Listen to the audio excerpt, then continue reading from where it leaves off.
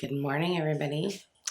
I'm Melissa Nielsen with Waldorf Essentials, and let's see. Today we're going to talk about sort of Waldorf at home with special needs, and that's a really big topic. And so I want to say that while I am talking about all special needs, really what I'm going to focus in on the mostly because this is where my experience, my personal experience lies, is ASD, so autism spectrum disorder, and sensory processing disorder. Sort of how they've informed what we've done, what our journey has been with two different children with this topic. But then also, I want to talk about all special needs in general. So we have other things that are coming there. We have kids that just have maybe dyslexia or some auditory processing, or they might just have other things going on. We also have, we work with a lot of families that have kids that have Downs. And so, and I say a lot, but I would say that's not a lot.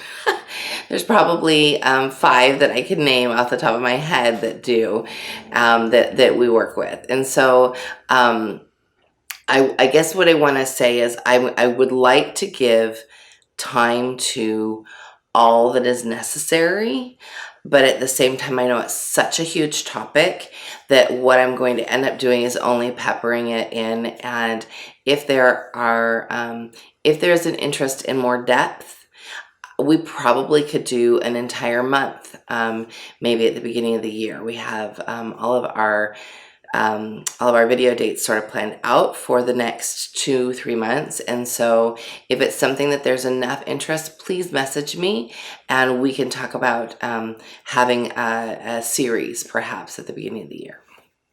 So with that, again, if you're joining us late, I'm Melissa Nielsen with Waldorf Essentials. And so we're going to talk about the special needs thing. So my oldest son, who is 21 and a half, he'll be 22 in January, was my first experience with sort of autism spectrum disorder. So when he was young, when he was 2, he was very vocal, extremely vocal from the beginning. He and actually this would have been back before he was 2. When he was about 9 months old, his first word was envelope, and I remember thinking, he was my oldest, and I remember thinking, I don't think that's normal. I don't think that's the norm for children to speak such big words in the beginning. Good morning, Mom. My mom's on here. So when he had this vast vocabulary, and we really enjoyed it. I mean, he was our oldest, and when you're a young mom, you go, oh, well, he's my big boy, and he's got this big vocabulary. And then now I'm going to say something that's slightly controversial. It might be highly controversial for some people, but I'm not willing to debate like the finer or negative points of vaccination at this point. Actually, not ever, because unless you've walked in these shoes, you don't have a lot of credibility in my mind. So when it comes to what happened next, was he had the MMR when he was 2, and then he didn't talk for like 2 weeks, and then he never got back to where he was before that. And so from there on, his childhood changed, and not in a bad way. I was a young mom. When I say young, I was 26 when he had the MMR, and I didn't know any better. I didn't know that the sort of tantruming that he would go to was out of the norm, and until I had friends that were like, "Hey." Something's going on here. And it still didn't really sink in for a long time. I would say when he was 5, when we still lived in Salt Lake City at the time. He was born in Utah, and we still lived in Salt Lake City at the time. Right before he was 5, and right before we moved to Idaho, I actually went to see a naturopath for myself for some thyroid issues that I was having. And she and I talked a lot, and she wanted to see our son, and it took one appointment, and she said, there's definitely something going on. Whether or not you have him tested further is completely up to you. You're planning to keep him at home, but here's the first thing I would do. And the first thing that she suggested was diet elimination. At the time, I was kind of skeptical, but not 100% skeptical. I thought, all right, well, she's asking me to do the same. So she asked, at the time, in order to get my thyroid under control, she asked me to give up dairy, and we gave up wheat at the same time. And it was just wheat. It wasn't all gluten at the time. And so keep in mind, this was almost 15, 16 years ago. So this was not, today where everybody's like, yes, start there. So when we started there, we started with just wheat. We still kept spelt in our diet.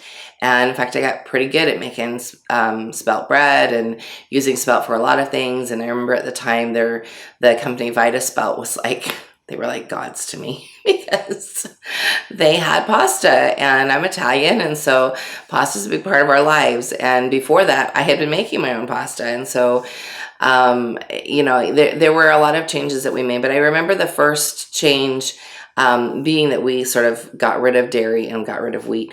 And the funny thing about the dairy was because my son was a heavy milk drinker, and he only nursed until he was 9 months old, my first child. And I just didn't know what I know now about breastfeeding and about the longevity of it. And and between child number 1 and child number 2, I learned a lot. That's part of this learning curve that is parenting. And so we had sort of gone through this elimination. And I remember my ex-husband had cholesterol problem, and he came home from the doctor one time and he was shaking his head, and I said, what's wrong? And he said, the doctor said my cholesterol dropped like 50 points. And the only thing I could tell him that I did different was that I eliminated dairy. And the doctor was like super skeptical of it, super skeptical. And so there were all of these like funny signposts that for the time being, we were dairy free for probably 5 years, and probably wheat free. Not 5 years. I'm lying to you. At least 3. And so during that time period, what we saw was that my son had he wasn't not autistic. He still had autism, but the behavior was night and day different. So early on, we were wheat free, we were dairy free, and we were pretty media free, because we were, as a new Waldorf mom, and we were following these guidelines. And I will say that before that, when he was 2 and 3, right around these times when we knew there was something going on, but didn't actually, know what was going on, he wasn't TV free. And that was kind of before my more complete immersion into Waldorf and sort of taking this on.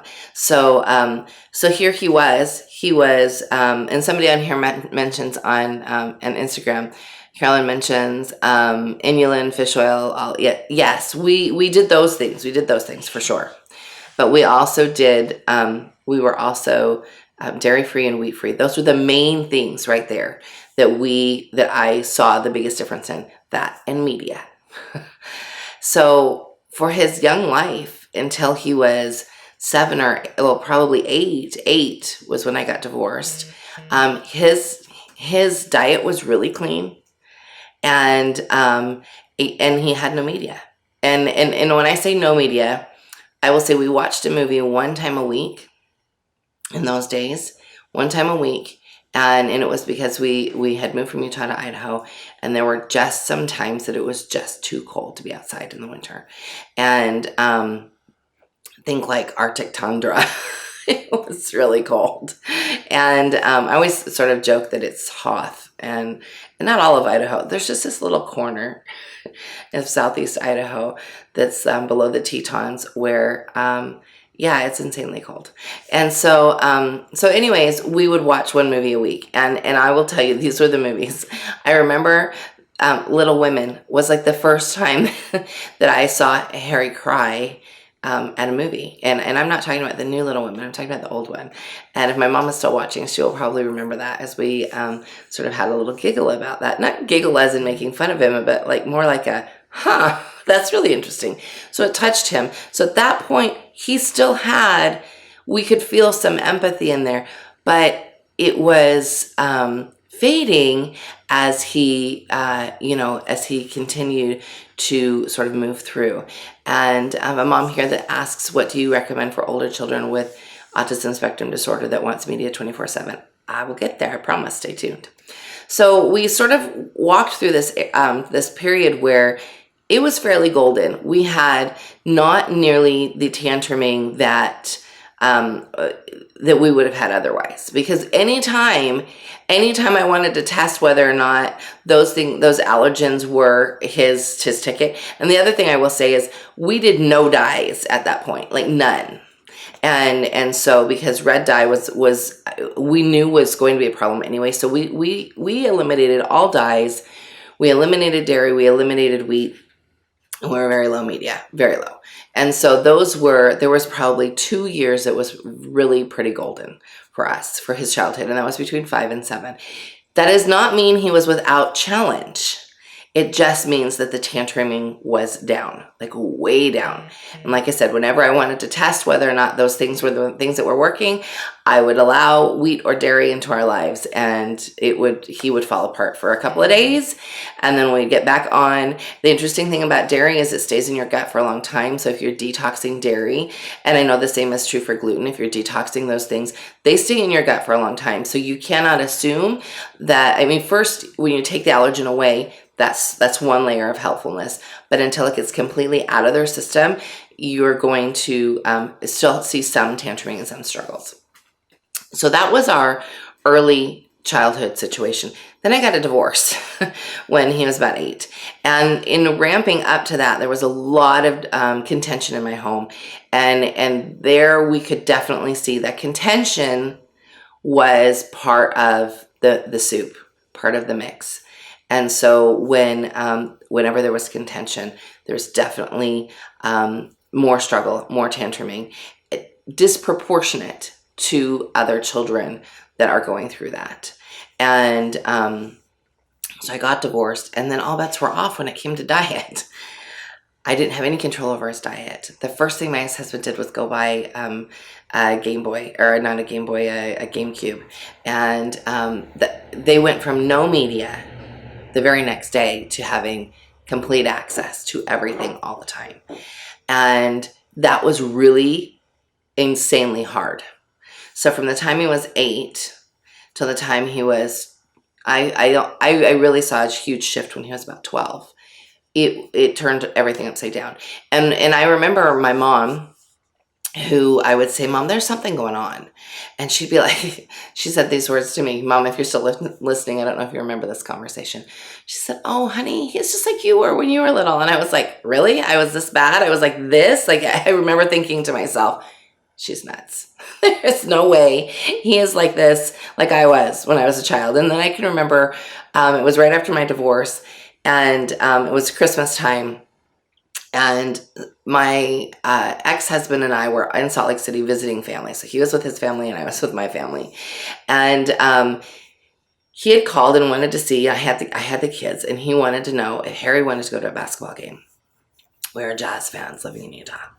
So, I wanted to know if he wanted to go to a basketball game. But Harry was like enthralled in doing something, some Connects thing or something, Legos. And of course he said no. And my mistake was not probing further. Are you sure you don't want to go? Daddy's wants to, take you to this game. You'll go and have fun. You sure you don't want to go? And but he didn't, and he rushed it off. And so then my ex-husband said, well, does Jacob, our second son, want to go? And Jacob was all over it. Dad time. He wanted to go be with Dad. So I let Jacob go. And it was the worst tantrum from Harry ever. Like, it was so mammoth, but it happened in my mom's house.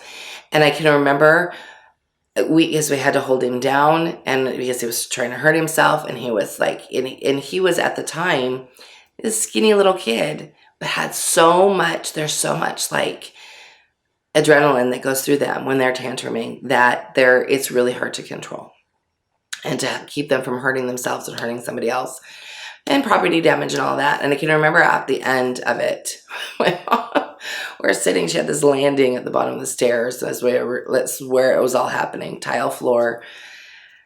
And she sat down and she goes, holy cow, how often does that happen? And I remember that being like her first ticket, like, oh wait, he was not just like Melissa. There is definitely something going on. And after that, she was my biggest supporter, and we really were on this path of how do we manage it when we know that the only time that he gets what he needs is when he was with me. And at the time I had 50-50 custody, which is incredibly hard anyway. But I'm going to tell you, ladies, if any of you are going through this and you have kids with special needs, before you go through it and before you decide on custody, you need to get things in place from doctors that are become court orders on how your child is to be fed and taken care of, because that will make a huge difference. So he's about 8 years old at the time. Lived in Idaho. The way we would work on tantrums, and they came on a fairly regular basis because his diet was not under control. And when I say regular, I would say anywhere from every day to more than once a day, to it would go 2 weeks and I'd be like, whew, we haven't had a tantrum in 2 weeks. So it would very much vary and depend when his diet was not, and the media use was not under control. A lot of the tantruming would happen around media. And so even though we were still media free at my house, they were not media free at their dad's. And so, excuse me, a lot of the ways that I controlled it in those early years were like my best friend was Rescue Remedy. So if you don't know what Rescue Remedy is, it's a homeopathic tincture or spray. And I have to tell you, there were years that it did not come in a spray. Like now it comes in gum, and it comes in pellets, and it comes in spray, but it used to just come in this tiny little tincture bottle that is glass. And so he could be flailing around, and I'd be trying to get and it's hard to get the lid off because the rubber on the stopper is really tight around that glass. So I'd be trying to get that lid off, and he'd fling his arm, and the $20 bottle of Rescue Remedy would go and smack against the wall and break. So I was in that situation more than one time. But if I could get it open, things were golden. I could get it open. I could take some first, and I could give him some, and it would help calm him down. So I want to stop right here where I'm talking about behavior and pause first because my voice is really hoarse, and I did not bring my water down here today. Oh, did I bring my water? Hang on 2 seconds. My voice got really hoarse all of a sudden.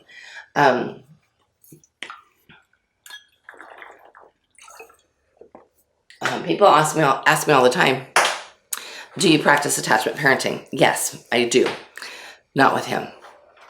I learned very early on, and I want to qualify that because I said that to a mom yesterday, a new mom, our mom that's got a new diagnosis, and she's a local friend, and I said, I have to tell you, you cannot practice attachment parenting with him. And she said, I'm confused because I thought attachment parenting was meeting the needs of the child. I said, oh, okay, so you're that brand of attachment parenting. You're not the brand of attachment parenting that just says anything goes. Because there are actually definitely like really two different camps. There's the meet the needs of the child because it's what the child needs, and mom is paying attention to that. And then there's meet the needs of the child and just let them run crazy. That's not attached. This one is not attachment parenting. This one is. But there are so many people in the other camp that I often I have to step in and say, this is different. Working with these children in an attached way looks extremely different for autism spectrum disorder. I would say probably any special need, definitely for sensory processing disorder. It looks different because their brains work different.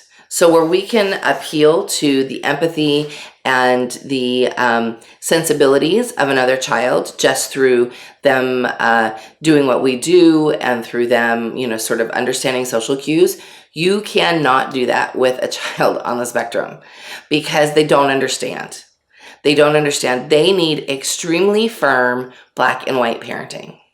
And by that, I mean, you say that you're going to do this, you best follow through. Because if you don't, they will think that you will never follow through. So you have to have very clear parameters and be very diligent about yourself and how you're going to present in front of this child. And so I can remember the worst tantrum I was ever called to help with my ex-husband was because, here we were divorced, and it was right, actually, I think you and I had just met and just started dating. How do it with when I was called to navigate that tantrum. I think we had just started dating. Yeah. And my ex-husband had made some crazy parenting things that came out of his mouth, and my son was freaking out. And again, it's because they're incredibly black and white. And it seems like the words were something like, "I'm going to call the police if you don't stop what you're doing." And I remember my son was he was falling apart. You want to be very careful with your words, and you want to be very careful to not be angry yourself. You're going to be angry, but you need to keep it in check, because the words that you say will stick with them forever, much more so than a child that is not on the spectrum. Much more so. You have the many opportunities to fix a lot of things with the child that's not on the spectrum than you do with a child that is. I mean, yes, they're generally incredibly forgiving, but that the words that we say, because they are so black and white, the words that we say have to be the right words. So if you feel like you're failing miserably, you need to sit back and what I would always do after a tantrum is go, all right, what could I have done differently? What could I have done differently? Because that would then inform me. It would inform me as I went into the next space. It would inform me as I walked forward, and it would inform me as there's a mom on here. It's okay, honey. I'm not upset at you. Sometimes I push the wrong button too. Those buttons are in the weirdest of places.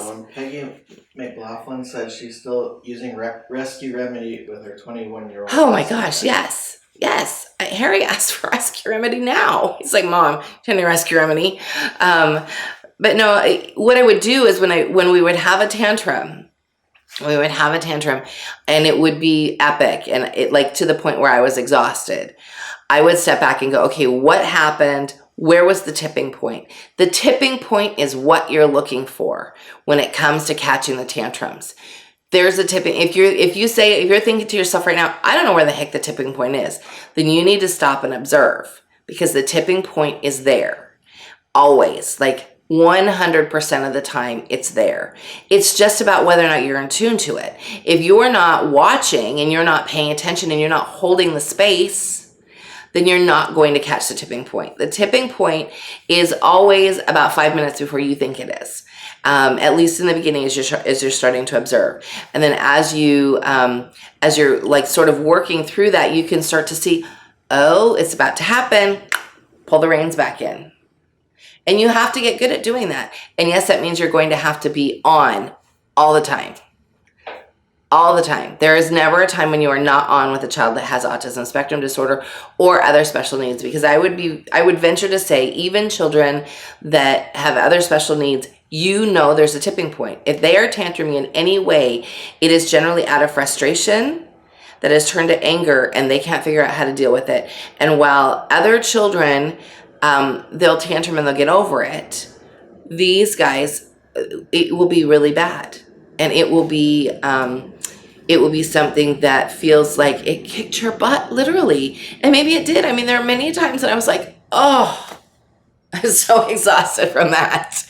And he would feel really badly afterwards. We probably went through that until he was about 9. The 9-year change was incredibly hard for him. A mom on Instagram says, "I wish I could have heard this talk 10 years ago. I need to know how to repair a relationship with your spectrum child." Okay, we'll talk about that. Because I will say that even though I was the hardest parent on Harry, I was harder on Harry than I was on anybody else, he and I probably have the tightest bond. And that's because even though I was really hard on him and really firm with him, I'm also the parent that always went to bat for him, still do. And always was, I always called him on his crap, always. You have to be the parent that calls them on their crap. There are things that other people can say to him that he would be fighting mad. If I say them to him, he'll be like, "Oh, you're right." Especially now as an adult. I have to say, we are going to do a video with both of my adult sons. We just are working on timing. So we are going to have what autism spectrum disorder looks like for adults, and at least for this adult. And but we don't have a date yet. So he and I are working on a date, and it will not be on a Monday if it happens before the end of the year, because we have all of our money's already booked out. So it will probably be on another day. So watch for it. I will advertise it because I think when you are in the thick of it, when they're young, it's really good to be able to see what it is that it looks like later. And I know it's super helpful for moms. So I will say that around 9, things started to change. And then around 12, they changed even further. So around 9 is when a couple of things happened. We were in litigation with my ex-husband. I sought an official diagnosis, but only for that reason.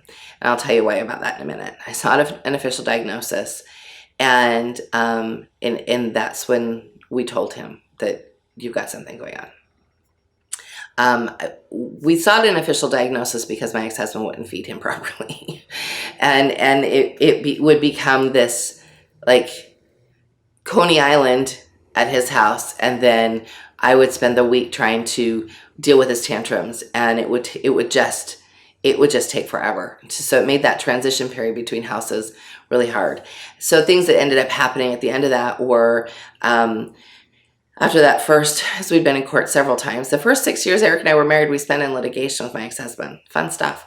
But after that first time, what we ended up with was visitation was different, and that helped. That helped for a period of time.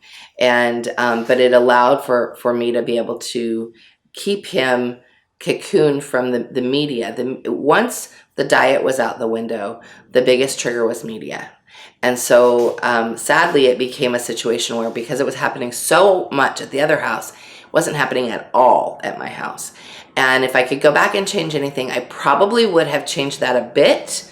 And we would have like no media until after 4 o'clock, no media on school days. You know, we would have rules as we went through. The only reason why I would change that a bit is I think I would probably go back, if I could go back and do anything, help him regulate more.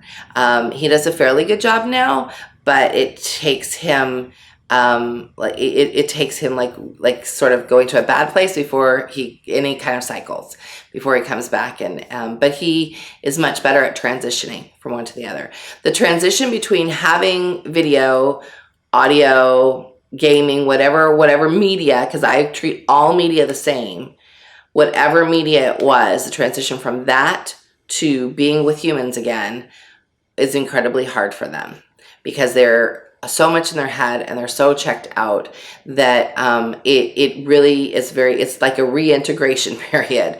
I remember the day that we told him, and I'm telling you this because I want to help you if you are trying to figure out how to sort of have this conversation with your child.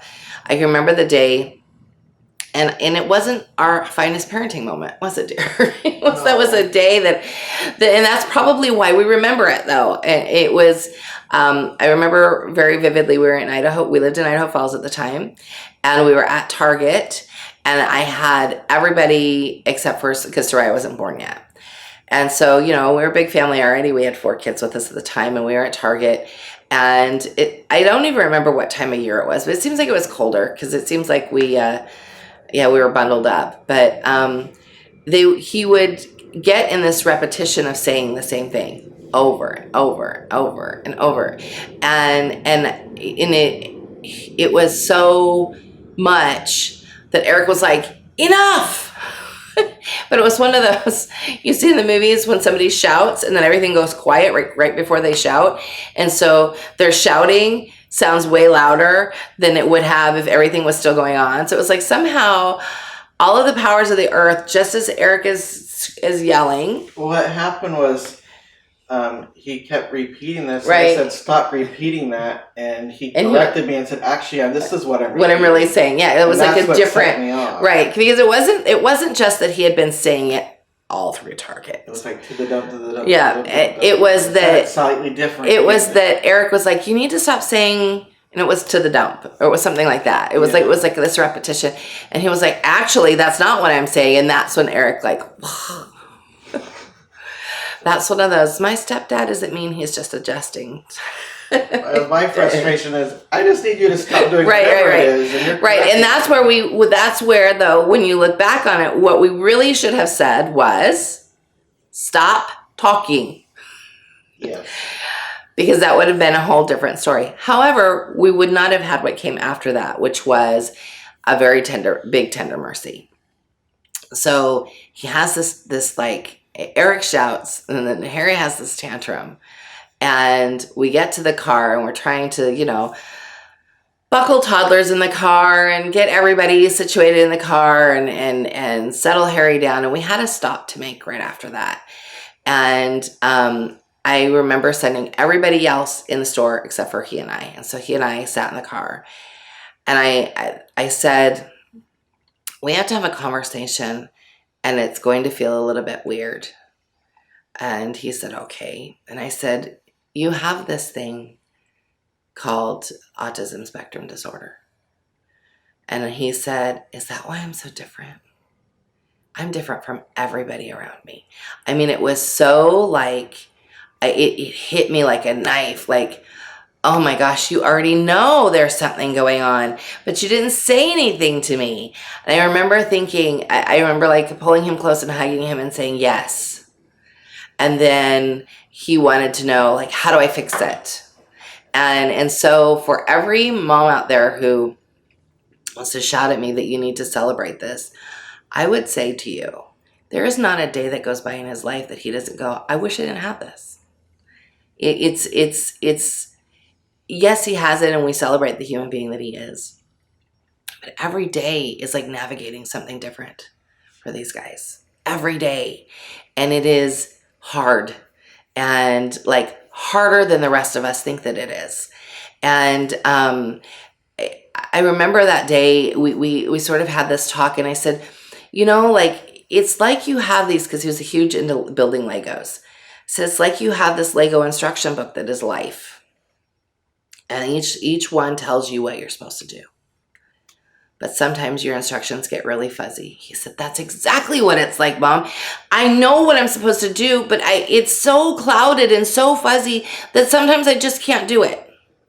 And it was this amazing conversation. He was 9 at the time.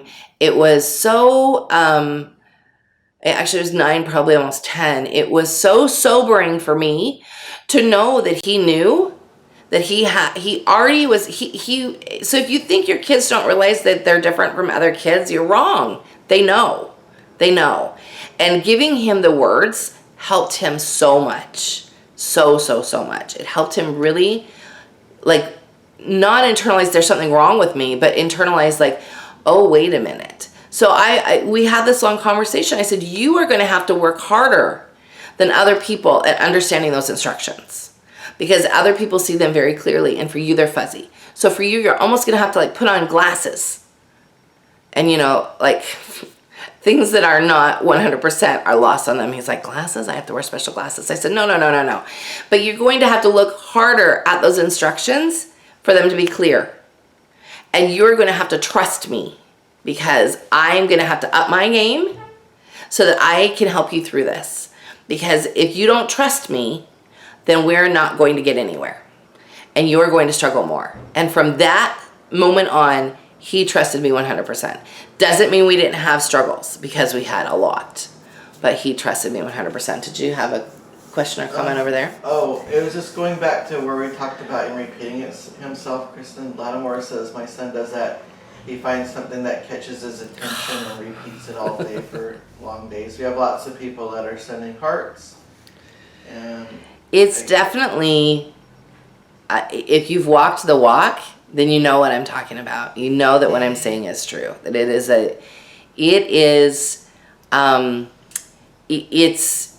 it's humbling, because I have to tell you how many times as a mom I've been on my knees, like crying, like, Why did I make that choice? Why did I not know? How could I have changed it? How could I, and have been told, well, you're supposed to learn from this. And be like, oh, all right, fine. And not only am I supposed to learn from this, because it's not all about me, it's really all about Harry and how the world sees him and how he has to deal with the world. So from that point on, he learned to be able to say, my name is Harry, shake people's hand. I have autism spectrum disorder, so if I say something silly, please forgive me. Please let me know. He had to get really, which is really hard because a lot of kids on the spectrum, that humility piece is not there. You are going to have to develop it. You're going to have to develop it, and you're going to have to help them be able to take criticism, and when they can diffuse it with some humor, then because it takes people off guard when when he says that, they start to kind of laugh. At least when he was younger, they would kind of laugh, but also appreciate the fact that he would say that. So you also have to frame this. So this was more than 10 years ago. And people weren't talking about it like they're talking about it now. You know, everywhere here, people are talking about it. Yep. Kristen Lattimore says, my son has not been diagnosed yet. In SC, it's a 2-year wait list for autism diagnosis. Oh my gosh. So this is what I'm going to tell you I did. And again, this was like way back before it was like everybody was getting a diagnosis. If you know there's something going on, trust your gut and walk with it. Just walk with it. Trust your gut. Do the research.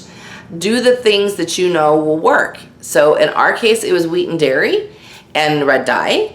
And it might not be, that might not be your allergen. But that is the most, because they're inflammatory on the brain, those are like some of the most, the biggest ones.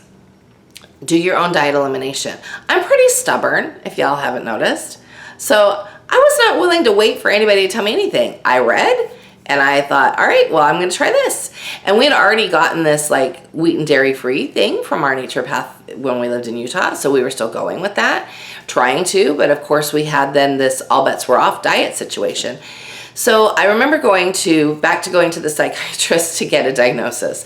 So we had been referred to, we had a counselor at the time who we were working with because the kids, just a family counselor, because they were kids of divorce and we were trying to make sure that we were covering all the bases. And I said to him, I think I need to see somebody else for Harry. I said, I'm having the hardest time getting any help when it comes to his dietary stuff. I need somebody to back me up. And he said, I got your guy. So I went to it was a psychiatrist. At the time, they did this whole battery of testing for autism stuff that I'm sure they still do. But like I said, like she said, it's like a 2-year wait. It's a big deal. Like when I hear moms, when I'm just like, just call and get in to see somebody. And they're like, yeah, I'm on the list and it's 2 months away. It feels like forever. So start doing things now. Start doing things now while you're waiting. So I remember he went in, he had this battery of testing that was probably a week long.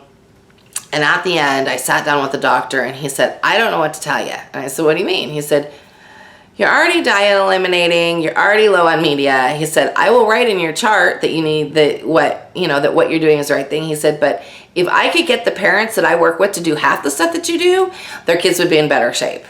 And so, yeah, that was like a pat on my back. But at the same time, I was like, you're not giving me any information I don't already have. At the time, I remember thinking that was so frustrating. And he recommended that I go to this like parent support group. And I'm going to tell you, I went one time. No, I think I went twice. And this is why I didn't go back. I was not into going and sitting and listening to other parents complain about what was going on with their kids. And part of that is my temperament. Maybe if I wasn't a cleric, then it would be okay. But as a cleric, I was like, I don't need to sit and complain to you about my kid to know that there's something going on with my kid. What I need to do is for you to tell me what you're doing to make yours different. And none of them were doing anything different. You know, I watched when I would go there, a lot of them would bring their kids with them and they'd be sitting in the corner on the Game Boy. And I knew instinctively that was not what Harry needed.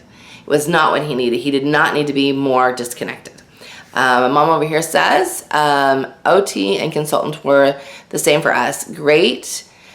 We were doing everything, not so great, for further guidance that they feel they can give you. Yes, that's exactly it. I feel like it's a double-edged sword when you know everything. And I'm not saying I know everything, but when you know what you know, It's kind of a double-edged sword because then people can't teach you anything when it comes to that, which it's okay because I knew I was doing what I needed to do. Excuse me, instinctively, because we were already low media with regards to Waldorf, this gave me the backup. So from the time he was 9 to the time he was 12, there was struggle. But I will say, for those of you who are in the depths of early childhood, this is the hardest time, Mom. It gets better.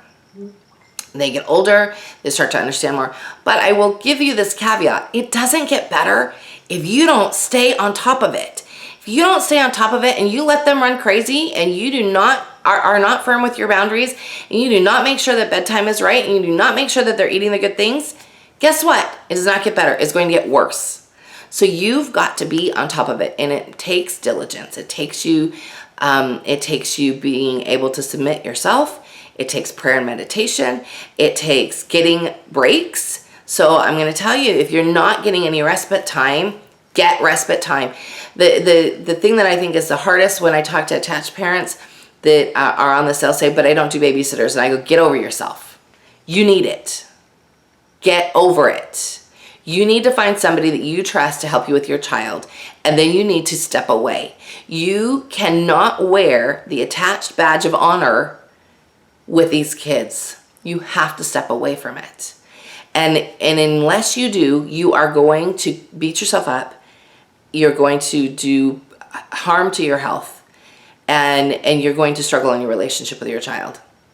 I can't say that in a nice way. You just have to do it. You've got to get a break. Getting a break was the best thing that I could do for myself and the best thing I could do for Harry. Yes. I had some comments. Kristen says, I've done so much research. We have him on BioRay Kids Detox. He was so sick as a newborn, and I think that's contributed to the autism. Mm-hmm. And then Peggy McLaughlin says, our diagnosis didn't happen until 17. We pursued the ASD for 12 years, several different children's hospitals and psychiatrists. She says, trust your gut and never give up. Yep, absolutely. I totally agree, mamas. You've got to trust your gut. You have to, because you are intimately intertwined with this child, not just physically, but also spiritually. You know there's something going on. And one thing that I found, that Harry and I both found, that was a very, he had these other strengths that we really worked on. And the strengths really helped him feel good about himself. And so sort of going through at 12, in our religion, at 12, they get, they sort of pass this milestone and they get the priesthood in our faith. And we were like, so there's preparation that has to happen. And even though these kids are pretty black and white, some of them really like to bend to the truth. Bless you. Oh, I have a comment. They really like to bend the truth. And so Harry was really good at lying. And I can remember Eric is the one, the dad is usually the one that confers the priesthood. And Eric said, if you don't quit lying, I'm not doing it. And because Harry was like, oh, wait a minute. I want this. All the other boys are getting this. This is something that is important to me. It's important to my faith. And what? I have to stop lying? Okay. It was like that. Turned it off. Turned it off, because even though they're super black and white, they also can they make a habit, they'll quit immediately.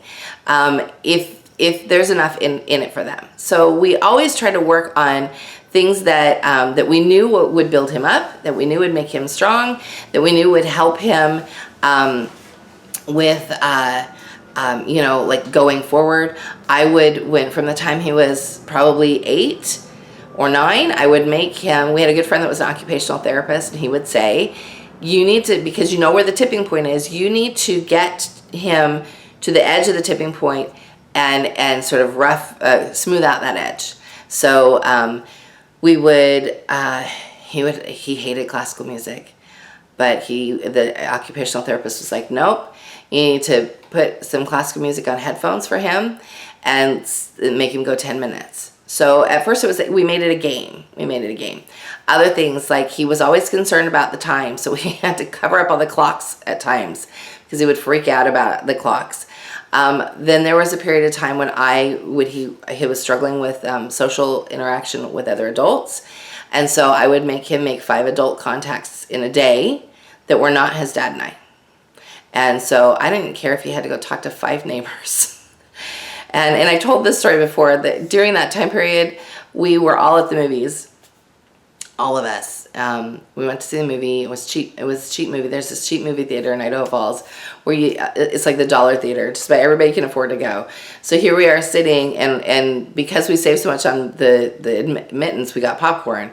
And when you have 5 children, you can't just get popcorn. You got to get the refillable kind. So I remember we're sitting there, and the movie hadn't even started yet. And so we're all sitting there, we're all in a row, and Harry's here next to me, and then there's me, and then there's kids in between Eric and I. And the popcorn comes to me and it's empty, and I turned to him, I said, okay, go and have this refilled. And he goes, but Mom, I already made 5 contacts today. I said, I don't care. Get up and go get this filled up. And he went, and he got it filled. But because they're so black and white, he was like, but I already made 5. Like, why would you make me make 6 when you only asked me to make 5? Okay, comments on a few there. things. Kristen says, so maybe I've missed this part, but what do you do about the lessons? My son does not like the Grimm stories, but loves the beauty of Waldorf and loves the letters. He has no patience for me reading to him. When summarizing, I feel like I'm the one remembering, and he just sits there saying, yeah. Okay. So, yes, let's talk about lessons. Did you have another comment, or is that the whole thing? Elizabeth Pavlinsky, she says, attachment parenting depends on balance. AP does not mean becoming a martyr, but doing what you need to be able to maintain a healthy attachment, which means finding balance by taking breaks. Yes, ma'am, it does. And Kelly, wish we could put that in the clouds. Take breaks. Healthy attachment is important. And Kelly says, my husband and kids can't lie to save their lives. I know, right? I mean, that's what's so funny, is he would lie, but I'd be like, I know you're lying. He cannot lie to save his life at all. Even as an adult, I'm like, dude, I see right through you. But it's because they don't have a poker face. They just don't have a poker face. They could try. And actually, through all of this, the last time we were in court, and we were dealing with therapists, the therapist actually said, she said, I think your ex-husband has ASD. I said, I think you're right. I could always tell when he was lying. And he'd be like, what's funny is that other people can tell when they're lying, but honestly, they might believe the lie so much that to them is the reality. And I know that happens. That happens at times. So lessons. Let's talk lessons, and let's talk, we've been going for almost an hour. Let's talk lessons, and let's talk longevity. So lessons. Harry didn't have a problem with the stories ever. He actually loved the stories. So I would say, even though my guess is, Kristen, the reason why your son is having the trouble with the stories is because they're not black and white. And they are not like cut and dry. Although a lot of them are.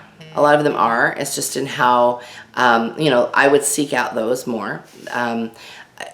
The Grimm's tales are not logical, usually. I mean, sometimes I think they're incredibly logical, but I think some of them you go, what? His head got cut off? What? Or whatever this storyline, punchline might be. When it comes to the summarizing, it will be harder for them to summarize. So you will definitely have to work with them. So you definitely want to do the retelling. We're talking about the early years. Have them do the retelling to you. And it is always very interesting to me, the difference between a child on the spectrum doing the retelling, because they generally focus on one thing in the story, versus a neurotypical child. They will tell you the whole story. But so I would say, but what about this part of the story? And they go, yeah, but this is what's important.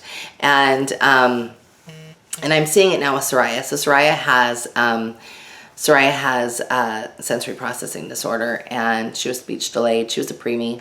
She has a host of soup, but because I've been through it before, I knew what I was looking for. So for her, it's definitely, there's a lot of markers that are exactly the same.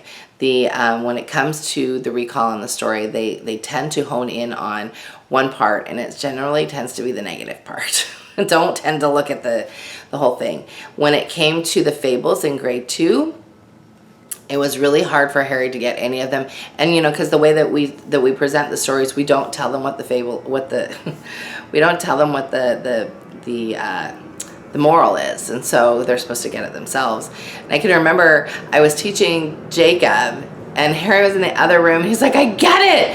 He was listening to my story. I finally get it. And so it was like 2 years later. So he was like 10 and Jacob was 8 going through the fables, and Harry was like just finally had all these light bulbs going off. So there tends to be a bit of a delay.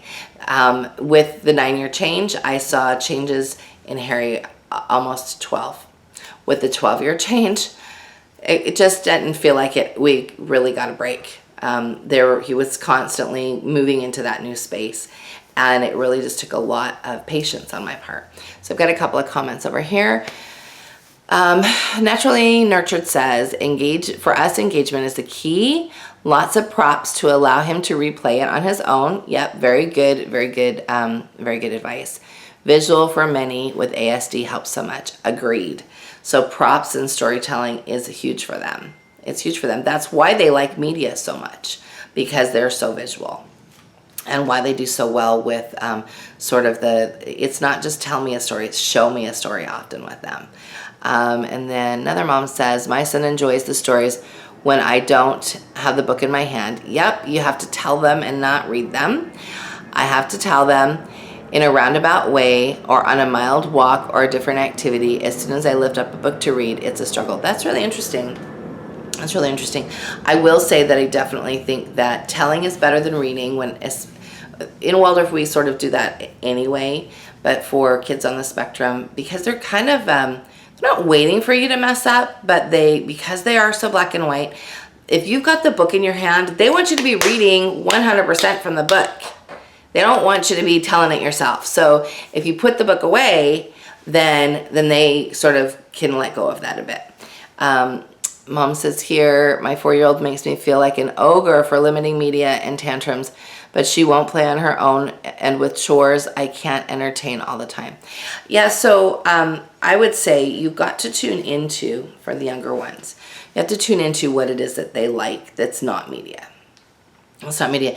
And I think the thing with media is it's kind of got to be, you've got to come up with rules that will work for you, and then you have to stick to them, because more so than with other children, the rules that you make in your home, if you're not willing to follow them, don't make them, especially if you've got children on the spectrum, because they are learning 100% from you when it comes to how to act.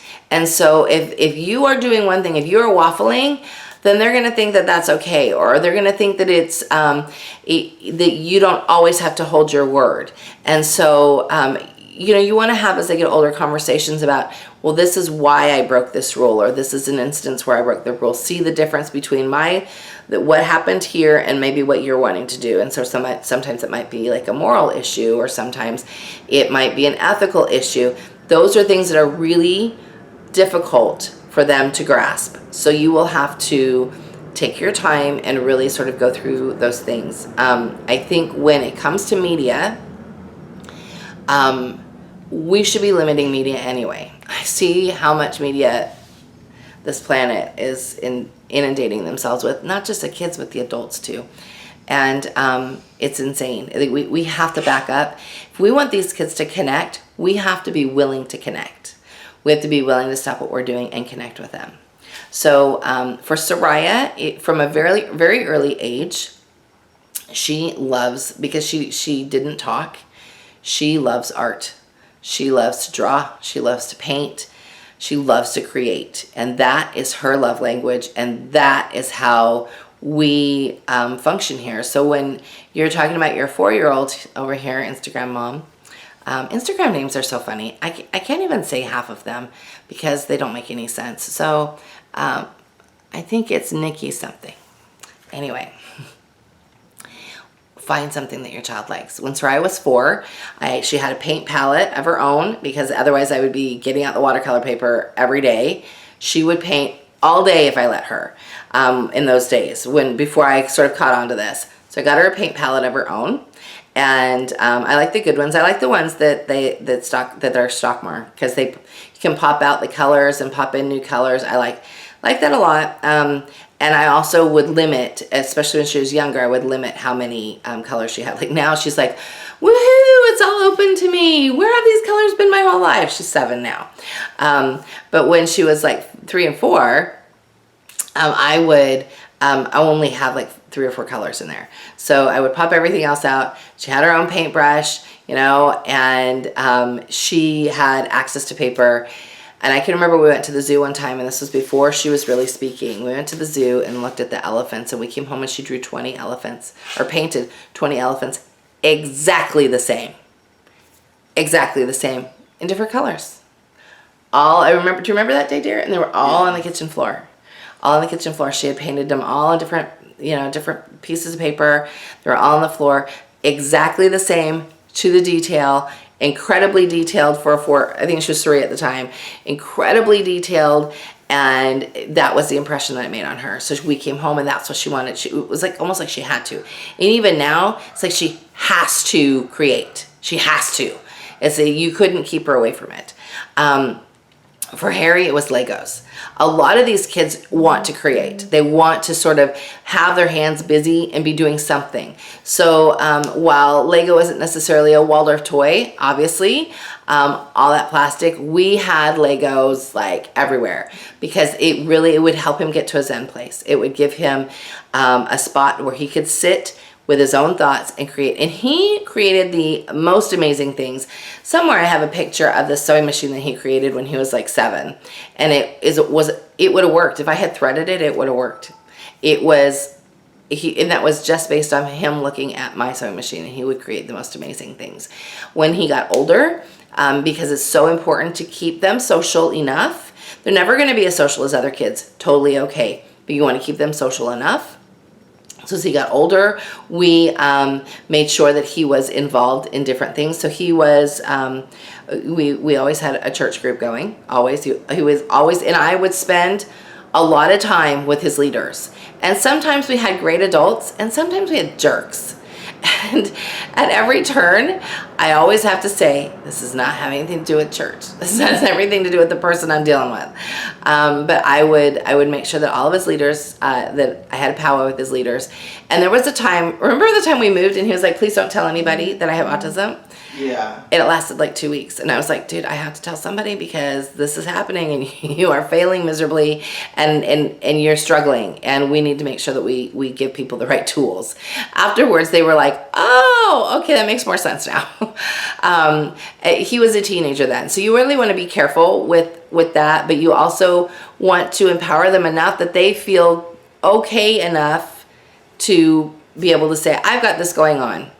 And that doesn't mean you should make excuses for me, but I've got this going on, and I'm going to tell you if it's too hard, or I'm going to tell you if I have trouble.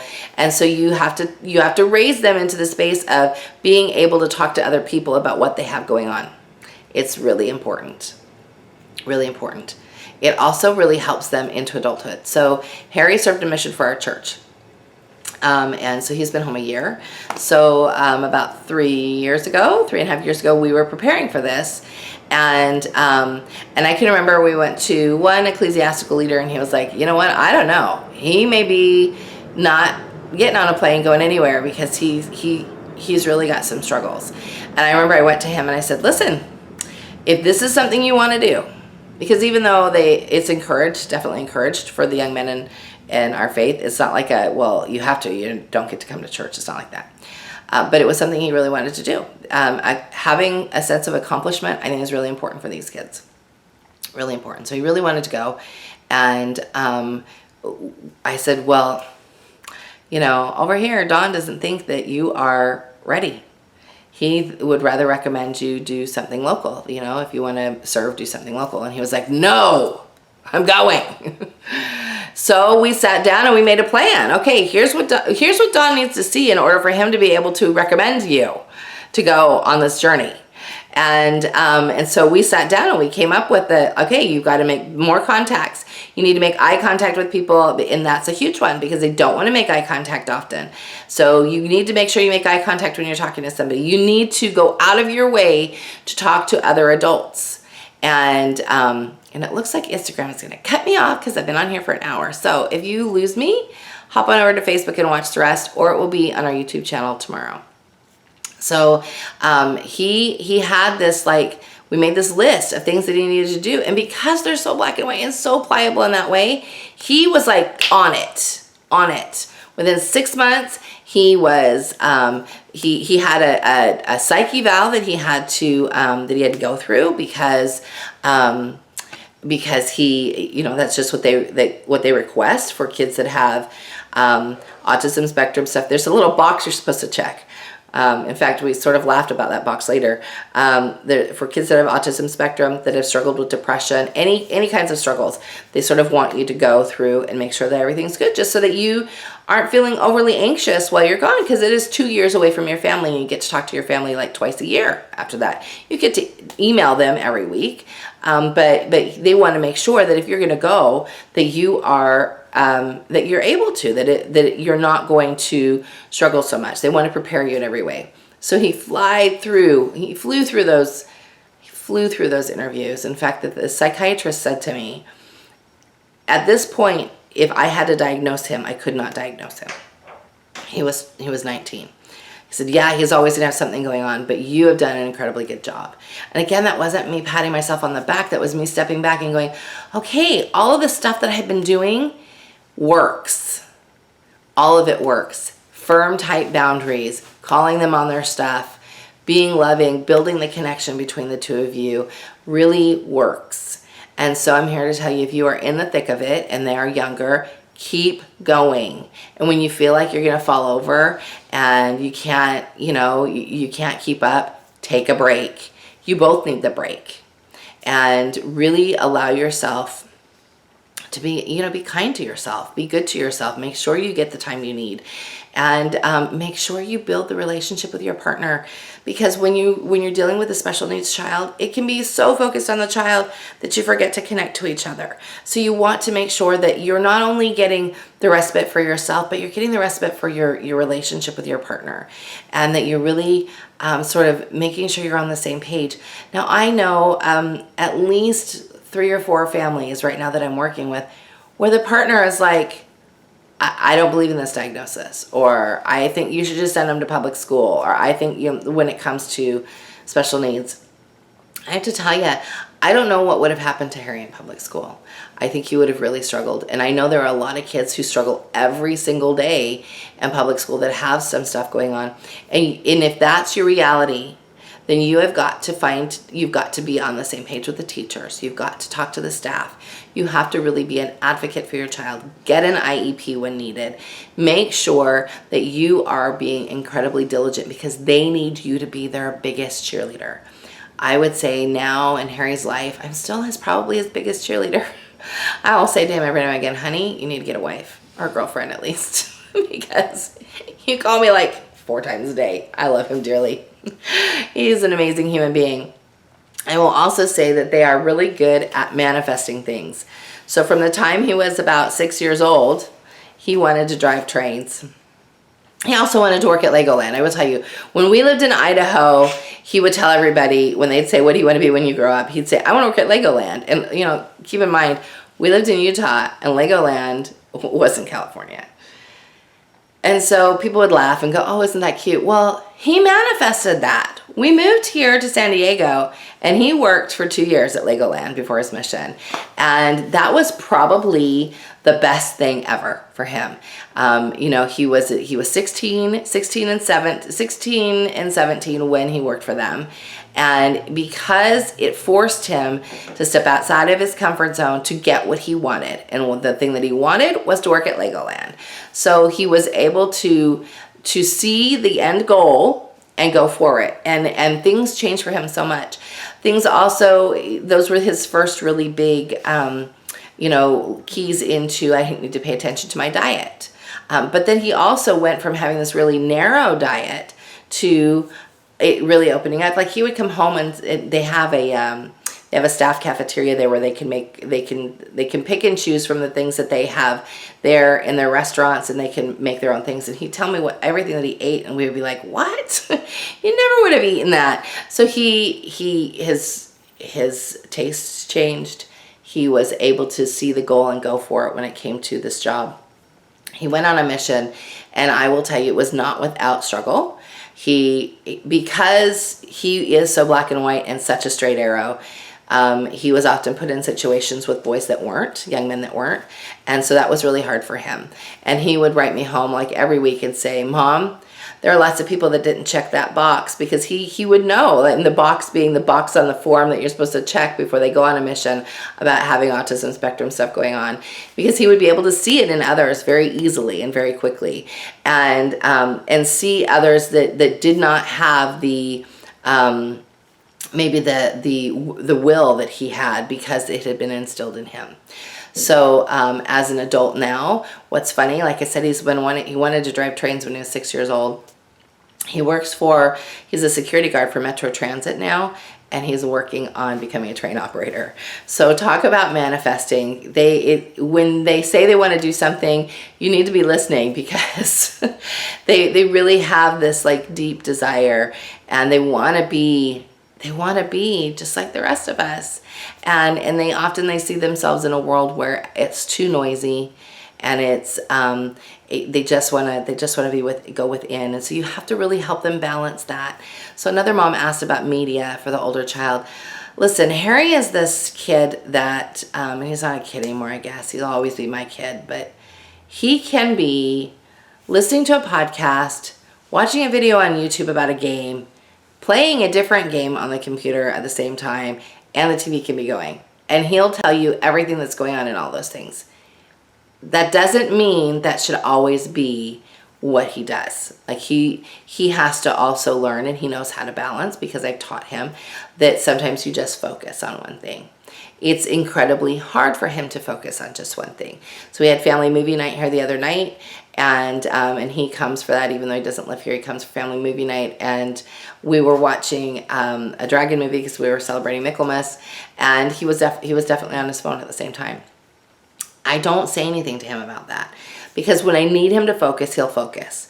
There was last year he'd been home from his mission about a month, and Eric and I went out of town for a week, and he was in charge, and nobody died.